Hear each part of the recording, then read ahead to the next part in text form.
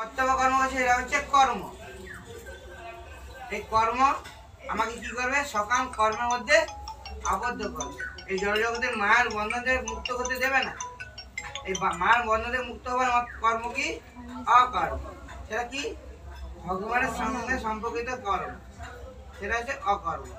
এই একই কর্ম করব, যারা জগতে যে কর্ম একই কর্ম করব, সেটা শুধু কি করব?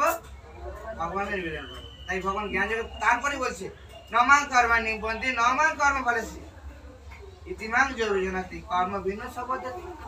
তুমি কর্ম করো, কর্মের ফলে আশা করো, তাহলে কর্মফল আমাকে নেবে। তাহলে তুমি সমস্ত কর্মফল থেকে মুক্ত হবে।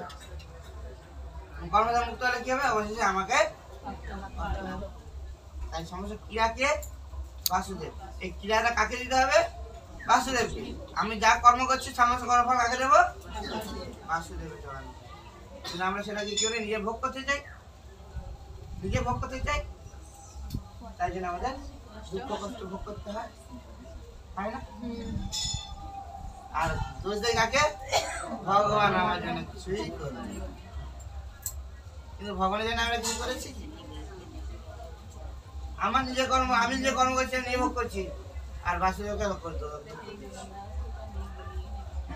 নিজ কর্ম গুণদেশে যে যে জন্ম পায়, জন্মের জন্য জন্ম তব গুণ,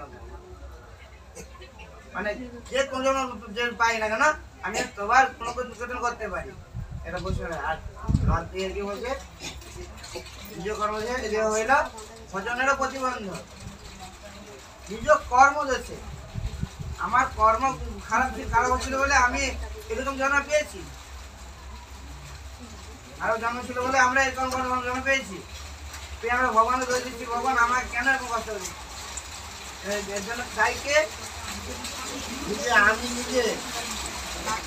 আমি নিজে পাই, তবু কিন্তু আমি ভগবানকে দেখ